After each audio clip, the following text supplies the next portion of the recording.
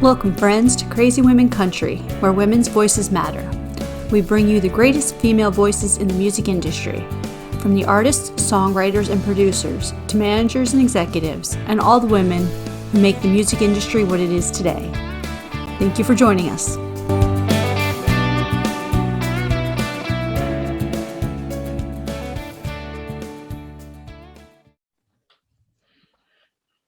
Welcome, friends, to another episode of Crazy Women Country. I'm Donna, and today I'm here with the amazing Arlene Bailey. How are you doing?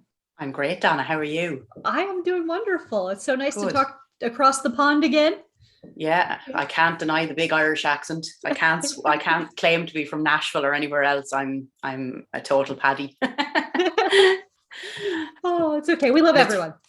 It's funny because when I would have spent a lot of time in the States, and I would have noticed as well that my accent either goes one way or the other. So I either become Maureen O'Hara from what's the movie? She's all begorra, begosh, bejingle, bejeebs. She's more Irish than anyone else on the planet. Or my accent starts to twang when I listen to Americans. So I start to develop the accent and I'm like, stop, you must sound like an idiot. But I twang when I sing. So that comes with the territory when you're a country singer, you know? Yes, absolutely. And I'm sure the Irish twang, it would be perfect. Just have to patent it. Yeah. Yeah. Look, I think Americans like the Irish accent. I think they like us. Well, I hope they like us. They do. Yeah, I do. Good. If everyone, who cares about everyone else? Donna. I do. So, yeah. So we'll start off with the most difficult question of all. Who is Arlene Bailey? Arlene Bailey is, well, I'm a country singer from Kildare in Ireland. I'm a little less than an hour outside Dublin. I've been singing professionally since I was 17. I've been singing since I was 4, but I left home at 17 and went on tour. I've recorded a couple of albums in Nashville. I've won a couple of awards along the way in Ireland, Best Newcomer in the country category. I've released a new album only recently, late last year. With the whole COVID thing, it was kind of all over the place, I guess. I have a band called Bailey. We're currently promoting the album. In my spare time, I like to go to the gym. I have rescue pets.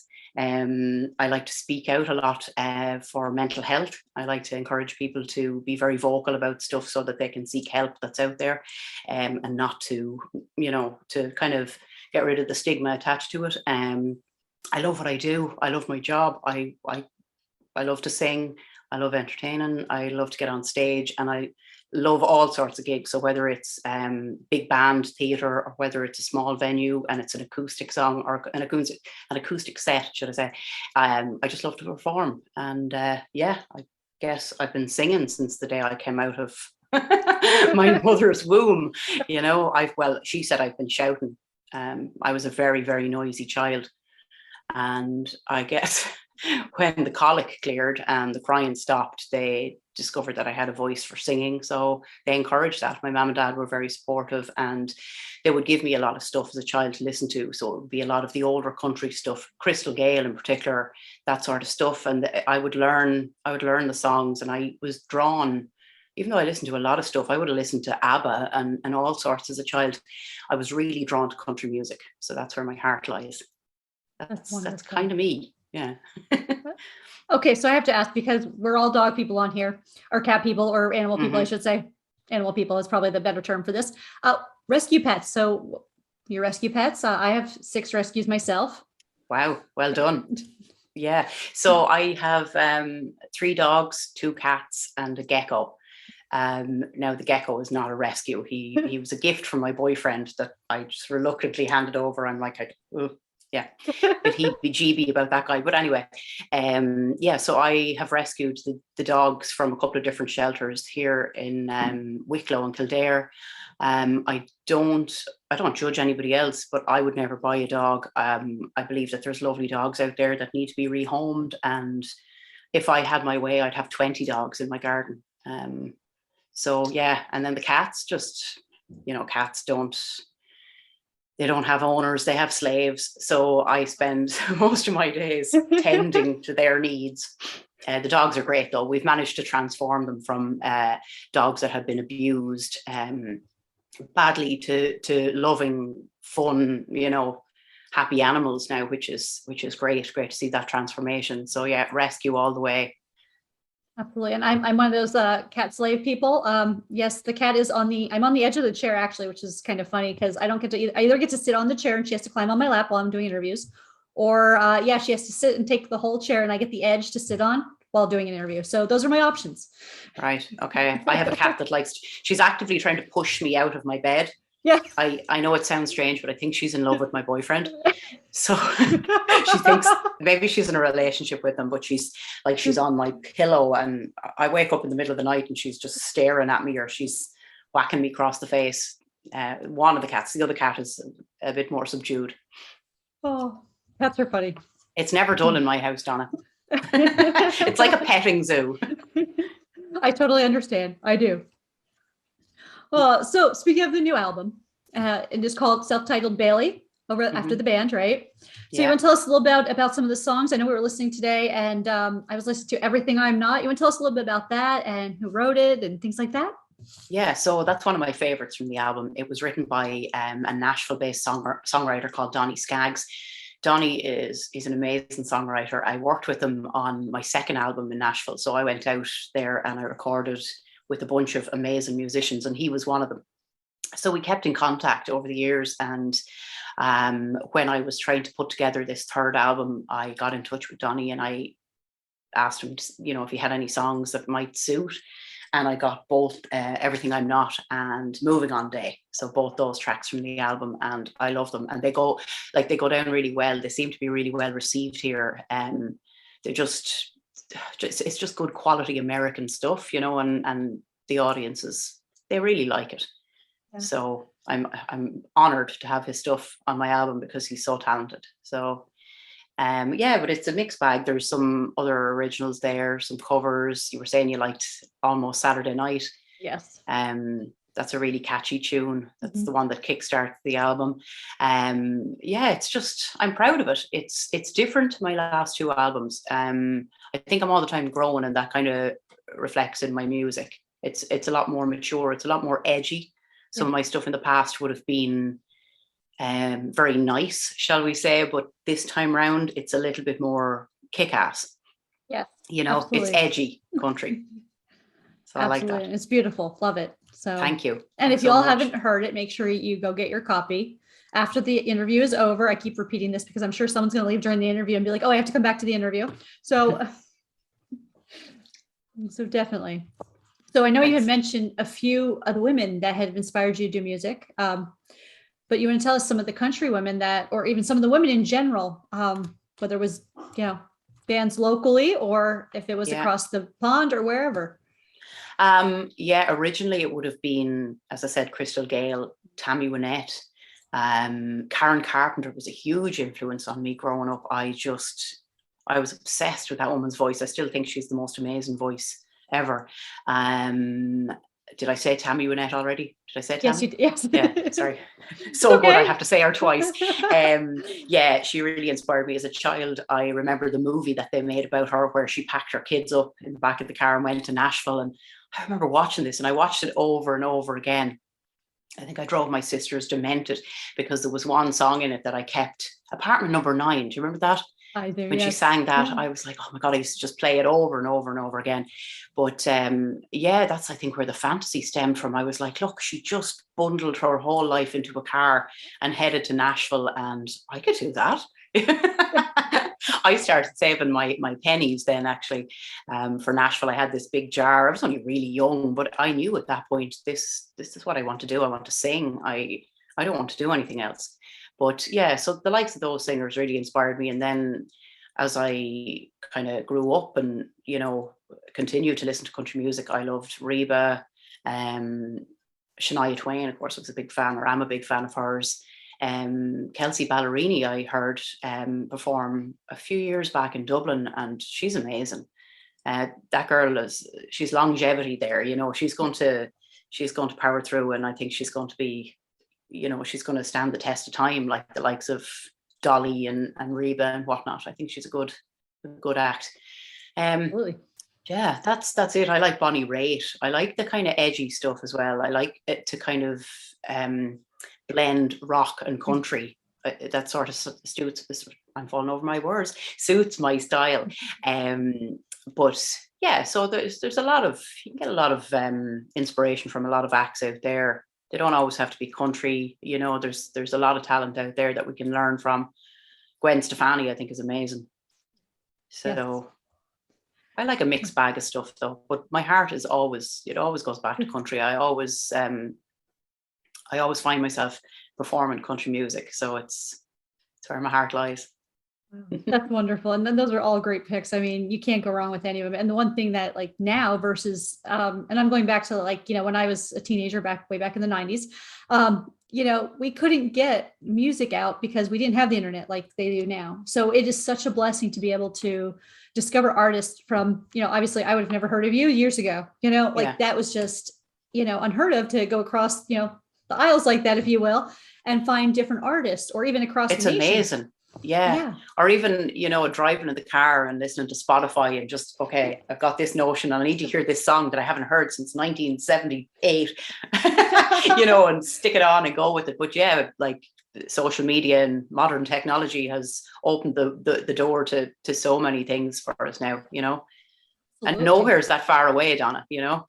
You're in my sitting room right now. Yet you're really in Florida. Exactly. This is great. Because I've always wanted to come to Ireland. You know, that's one place I haven't gone yet. You're yet. Here now. Wonderful. I'm going to come back and visit again soon, I promise. Do. Oh, so are you ready for 20 crazy questions? Absolutely. Bring it on. Okay, wonderful. Okay. No rhyme or reason, all fun. What was the last thing you read? The last thing I read was The Tattooist of Auschwitz. That's pretty self-explanatory. It was a tough read, but there is one book that I always go back to, and it's Unlimited by Gillian Michaels, the fitness instructor and coach and life coach and whatever else she describes herself as, but her book is amazing, and it definitely helped me make some serious decisions in life. Powerful stuff. So I highly recommend that. Oh, well, if you haven't read that, you should definitely read that. Good recommended reading. Actually, both those, even though the first one is difficult. Yes, both those. Yeah. So hypothetically, if I came to you and said I need to hide a dead body, do you know a good place? Yeah, there's plenty of places around here. Plus, you know, I probably have contacts as well if you need. I think the hard part would be trying to get the body from America to Ireland, though. I mean, I'm sure there's a way. I feel Weekend at Bernie's coming over. Yeah. Yeah, there's lots of dark alleyways and fields and wooded areas, and I'm easily led, clearly. Yeah. We'll talk about this later, Donna. Yeah, don't tell our secrets. Okay. Yeah. So what's the top 2 concerts you've been to? Jewel Kilcher. Jewel is amazing. And randomly enough, the Foo Fighters. So I saw Jewel in Manchester in England with my younger sister, and Foo Fighters in Dublin. Jewel is she's a phenomenal act. She played guitar that night with a broken arm. She's classically trained vocally, so her range is just vast. And I as my mother would say, I would stand in the snow to listen to her, or to listen, to watch her and listen to her sing. But and the Foo Fighters, I'm a big fan of Dave Grohl. So yeah, they were probably 2 of the best concerts. I kind of have a third actually, but it's a bit of a tragic story. I saw Michael Jackson when he first came to Ireland, and I had a major panic attack because I was about 4 foot something at the time. I was young, and I had to be lifted out over the bar at the front, and the security was to take me away because I was just freaking out with the crowd. I was only about 12, I think, but nobody came to grab me. So I ran straight for the stage to Michael, banging on the stage like a crazy woman. Yay! He actually shot me a dirty look, and then somebody grabbed me and took me away. So it was a good concert, but it was also a bad concert. I only saw all of about 7 minutes of it, to be honest, before I was pulled away. Anyway, that's a great story though. One you'll never forget. Michael Jackson gave me a dirty look. I mean, Yeah. It's a talking point. Oh, so what's the first thing you would do if you won the lottery? I would do a Kevin McAllister. So is it Kevin? Yeah, Kevin from Home Alone. So I'd check into the plaza. I would plot and plan. I would order room service. I could see myself with that big bowl of ice cream. I'd probably spend a couple of days there just drinking fine wine and nice food and make my plan. I'd pump money into my career for sure, Donna. I'd look after my family, and then I would open up some sort of a sanctuary for animals. That's where my money would go. That's beautiful. What is something on your bucket list? To retire to Florida. Awesome. I have a friend there. I went over and stayed with him a few years back, and he is in East Key. And I think I've got that name right. Yeah, he showed me around, and I just thought it was fabulous. I mean, mostly when people say Florida here, they think Disneyland, which is a bit silly. But yeah, there's some fabulous parts of Florida, and I would like to retire there. Other than that, there's a few countries I'd like to see that I haven't been to. Russia being one of them, randomly. Randomly, yeah. Just because. Minus the whole fighting issues there, the weird, territory things, minus all that, yeah. Yeah, I mean, when all that's out of the way. Yeah. No, I would like to, just a few different countries I'd like to see that I haven't seen, and I think it's a big bad world out there and there's a lot to see, so why not expand your horizons? But travel, I suppose, really is I've seen a lot of places. There's more to see though. Absolutely. And if you retire to Florida, we can make sure that you have a spot next door to me here. We have some land jet here, and plenty of cats. Yes, plenty of cats, and we're all like, this little area is like we stay in our own little bubble. It's a beautiful area of Florida. Lovely. So what job would you be terrible at? I was a waitress for about 8 hours one day. Needless to say, I wasn't very good at that. Probably a lot of things. I tend to phase out a lot. I probably wouldn't be a very good pilot. I tend to get distracted. Yeah, I'm done flying. I'll be back later. Autopilot, take this on. Yeah. I just had a couple of glasses of wine and forgot where I was. I think I need to stick with what I do. Definitely wasn't good at the waitressing though. I have the attention span, I think, of a goldfish. And if you gave me an order and it was a bit mishmash, I'd probably set fire to the kitchen, You're like, look, you can only order number 1, 2, 3, 4, 5. Which one do you want? That's it. 5. Okay, there you go. Done. That is it.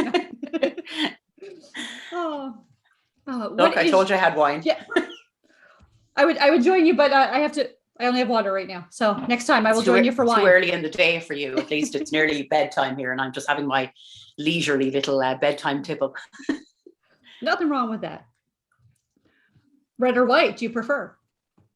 I used to drink white. I drink red now. Yeah, I like the red. Yeah, I really enjoy a nice sweet wine sometimes because it's just relaxing, sweet. Get that sweet taste off, because when you have those sweet cravings, you want something chocolatey or, Yeah, I'm like, that's better. Yeah, it's probably a little bit healthier, right? I tend to have the glass of wine though with the piece of chocolate, So double whammy. Yeah. No, I think, but we were talking about this before. The chocolate over there is much better in Europe and everywhere else other than the US, because the US seems to have a lot of like corn syrups and the sugars in their chocolates. Yeah, I will say that I'm not although I do love Milk Duds and Goobers. They were some of my favorites when I lived there, but no, I think we kind of have the best chocolate. I think we do. Yeah. I used to travel between states, and my go-to, this is disgusting, but my go-to breakfast sometimes on the road was Chips Ahoy. Chip cookies, yes. Yeah. And God, I don't know, at that time was I in America for about 6 months maybe, and I got really fat, which it's fine, that's grand. But I mean, I went over with clothes that just wouldn't fit me. So it was a mad panic before going home to, get back in shape. So I had to kind of back away from the cookies. It's, it's too much. There is too much lovely food there. And when I go over, I put on like easily 10 pounds in 2 weeks. I could totally understand. Definitely. There's a lot of food. Yeah. Yeah. So what's your game plan for zombie apocalypse? Well, I'm fighting fit. I'm really, I love my gym. I love training. I love weightlifting. So zombie apocalypse, I'm here and I'm ready to take on. I'm ready for the fight, basically. Okay, perfect. I actually, I did a bikini fitness competition. I did a couple of them, but I placed third at a really big competition here in Ireland a few years back. So yeah, I'm congratulations. Not as fit as I used to be, but I could probably, I could take on a couple of zombies. Give it a go. Awesome. I'll get the popcorn and be ready for the show. I'm not a fighter. No, definitely not. No, I say that, but I run. Yeah, I run for the hills. Well, then again, it's a zombie, so maybe. I don't know. I've never fought a zombie before. But what album or artist should we listen to before we die? Talking about Gwen Stefani there earlier, and my love for her, Tragic Kingdom was an album that I absolutely loved. Shania Twain's Come On Over, I love. What else? You should definitely listen to Bailey. I mean, yeah, if you haven't listened to Bailey, it's a great album. It's so funny. I had it and my other albums beside me in case I forgot the names of some of my songs, because it's so funny when you go to talk about yourself that you actually sometimes completely forget your story. Is that? Oh, that happens. It does. Yeah. Again, the attention span of a the goldfish. We got it. A goldfish. Yep. See? Oh, who would play you in a movie about your life? Besides a goldfish. I was told before that the girl that played Darlene in Roseanne looks a bit like me. I can't think of the girl's name now off the top of my head. Could she play me? Yeah, sure. Why not? Just dye her hair and practice her accent. That's it. We'll get her signed up. So where's Waldo? He's in the witness protection program. Pretty sure of it. I've been watching The Sopranos lately, there's a lot of that going on. Oh. I mean, and he looked suspicious from the get-go, didn't he? Waldo. He definitely did. Yeah. He did. Yeah. Can't be trusted, that guy. Absolutely not. Would you rather cook or order in? I'd rather order in, but I prefer my food. It's just laziness, so I make nice dishes, but inevitably I'll be like, oh God, I've had a long day, or I'm tired, or whatever. I'll order something in. But when I can get up and make my own food, I'm a good cook. Yeah. Okay, great. I'm ready to taste test. So when you retire to Florida, I'm a good taste tester. I like to eat. So yeah, always available. What kind of food do you like? I like almost everything. Yeah. I'm pretty open book. Yeah, same here. Yeah. And I believe you should try everything once. And if it really is horrible, don't eat it again. Yeah. Twice if you like it. Yeah. Absolutely. Yeah. So do you sing in the shower? No, I don't. I listen to music, but I don't sing. No. I sing really loudly in the car, but no, not the shower. We have to start asking that one. Do you sing in the shower or the car? There we go. That's the next question coming up. I take credit for that. Yes. Credit is given. Okay, so boots or heels? Boots. Yeah, and like Doc Martens as opposed to anything girly. Yeah. Or wellies if I'm stomping through a field with dogs. So comfort all the way. Absolutely. So what's the best thing since sliced bread? Best thing since sliced bread. My dogs.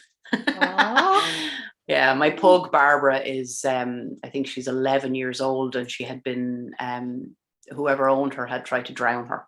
They had dropped her in a canal, and somebody rescued her, and long story short, she became mine. But she talks, like, she says her own name in her little pug voice, Barbara.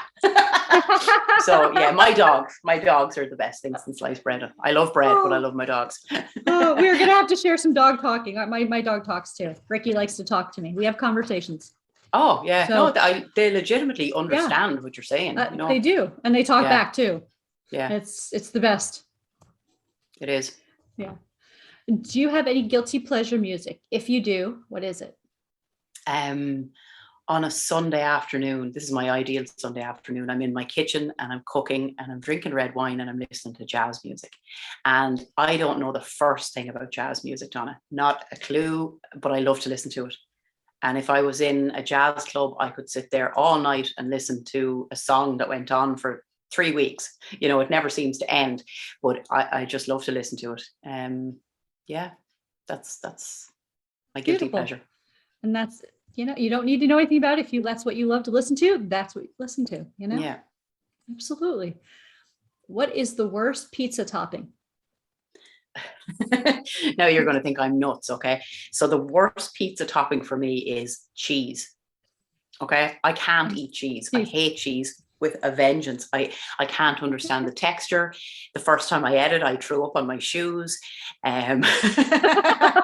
So I actually go out and order pizza with no cheese. So it just becomes like a tomato sandwich at the end of the day. It's not, I've never experienced the joy of real pizza because I can't eat cheese. So yeah, you can put anything. You could put a boot on it, like, as long as there wasn't cheese there. It's fine. So yeah. And actually my family like to slag me a lot. My nephews like to tell the story of a time I was out in a restaurant and they brought me my starter. I had obviously said to the waitress, look, no cheese on anything. Cheese came out on my starter, cheese came out on my main, and I was just really in a bad place. Yeah, it's now, and I don't mean to make a joke of a serious thing, but that restaurant burnt down sometime afterwards. I swear to God, I had nothing to do with it. But they like to think that I did. You know, it was karma. That's why it was karma. Yeah. Don't you dare put cheese on my food. So no cheese here. Okay, so no cheese. Whatever it is, no cheese. Got it. If you could be any person or any position, like a CEO or an accountant or whatever, who or what position would you want to be for the day and why? I don't know. Who would I like to be? Oh, actually, I'd like to be Willie Nelson. I'm sure every day with Willie Nelson is a good day. He's very chilled out. He's a very wise man. I'd like to be Willie for a day. Yeah. Definitely a great choice. Yeah. So are you good at keeping secrets? No, I'm absolutely rubbish. My dad I'm not telling you anything. My dad was the same. You see, I could say to you I'm good at keeping secrets, but my mother would ring you then and she'd be like, she's absolutely rubbish. So I'll tell you a funny story about my dad. So he passed away 4 years ago, but when we were younger, my mum and dad bought a tape recorder for my sister as a Christmas present, and he just couldn't keep the secret. She wanted to know what they had bought her, and he said, look, I'm not going to tell you what it is, but you can play tapes on it. So okay, that pretty much gives it away, but I'm kind of like that. Yeah, I get excited. Like, if it was your business, that I could keep the secret. But if it's just kind of, I don't know, some random piece of news, I kind of will feel the need to tell somebody else. Totally. Don't trust me. Don't trust me, Donna. So at what age did you become an adult? I'd say probably about a year ago. Not before then. I think at one point I probably would have claimed to have been grown up when I left home at 17, but I was a child.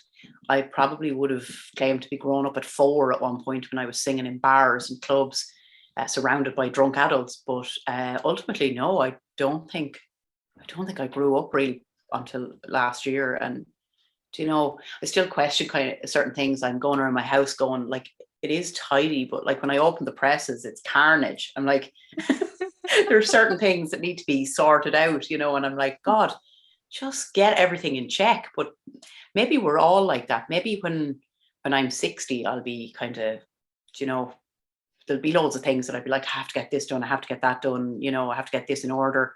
We'll probably always feel like kids. Yes. I reckon. Yeah. Yeah. So absolutely. Yeah.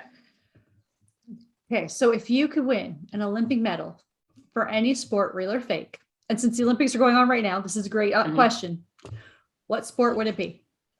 Okay, so other than my weightlifting, I'm not in any ways into sport. So you said it doesn't have to be anything real. Right, it can be fake. I would like to invent a chicken wing eating contest. The spicier the better. And I think I'd stand a chance of winning that. Like, I mean, where there's food involved, I'm there. So yeah, I'd enter that, and I'd probably place first. Chicken wings, spicy chicken wings. Okay. Yeah. Alternatively, if there was like a burpee and tuck jump Olympic category, I would probably give that a go. I could definitely knock out 10. Oh, perfect form. 9.9. Yeah, a bit purple in the face. Yeah. But anyway. Oh, wonderful. So, what does the rest of 2022 hold for you? Are you doing some more writing? Going to be releasing some more tours? Yeah. What's happening? So we're still kind of very much here coming out of the whole COVID fallout. We're still trying to build the band. Right when we were pushing the album, everything went kaput. There's been several kind of false starts. So it is a new project in a sense, despite the fact that I've been like a professional singer for so many years. The band is a slightly separate entity, and we are working to push that. So we are doing gigs. We've done a couple of theatre gigs there recently. We're just we're also actually working on a charity single for mental health. We're going to record something later in the year.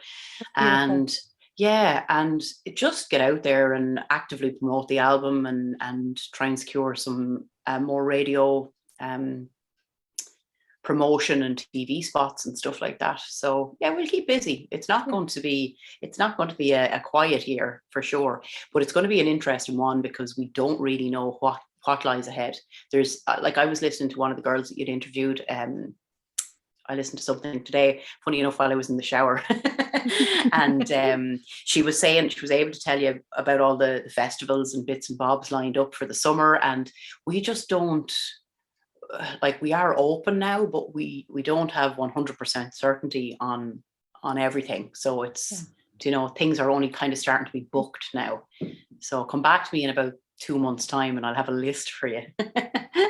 Absolutely. And you make a great point, because that's one thing with COVID. Each country has been much different in how they've responded and what they've done. In like the US, there have been parts of the US that felt like they were open the whole time. Like, Yeah, I believe so. Yeah. And, things happen, but, it is what it is. Everyone makes their own choices, right? So I can't, don't want to get into all that, but it's it's only about, is it 2 weeks ago since we were able to open pubs and restaurants and venues at full capacity again. And prior to that, it was like 50 people or 90 minutes in a restaurant, or it was all very kind of, well, look, it's been like that all over the world. We've all had our own version of the rules or whatever. So it's just been strange. And I think to come out of it then and be able to go into a place and go to a bar or go to a restaurant, and not, you second guess yourself when you walk into a place. Am I supposed to be here? Am I doing the right thing? So, but look, we're heading in the right direction. So musicians in general in Ireland now, I think, feel like we've been released from some sort of cage, because we were the ones that struggled, that didn't really get a look in at all, while other people were able to work. musicians were, the last ones to be remembered.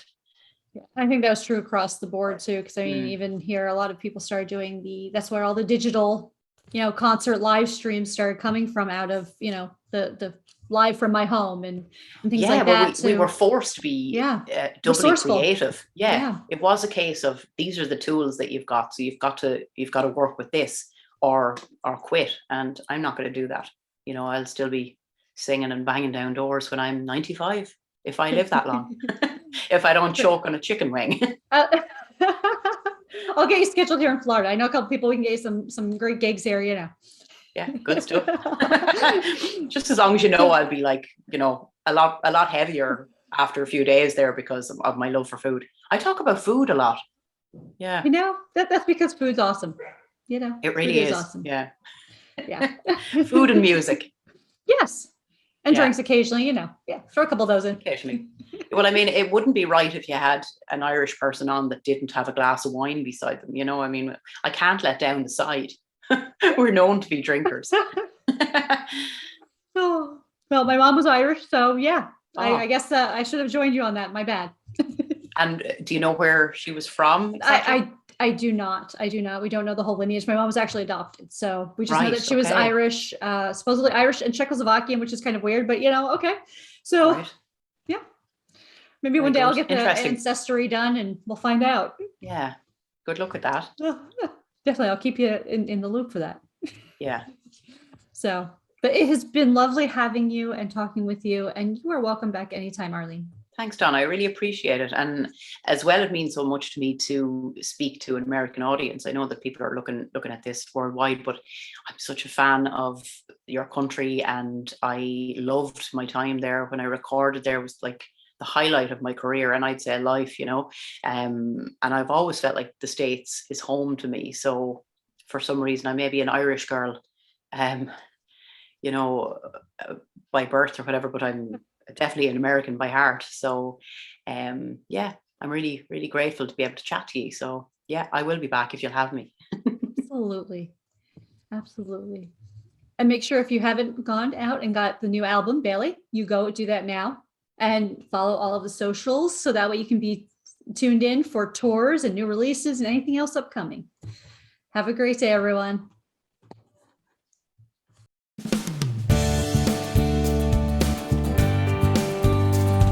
If you enjoyed today's episode of Crazy Women Country, don't forget to give us a thumbs up.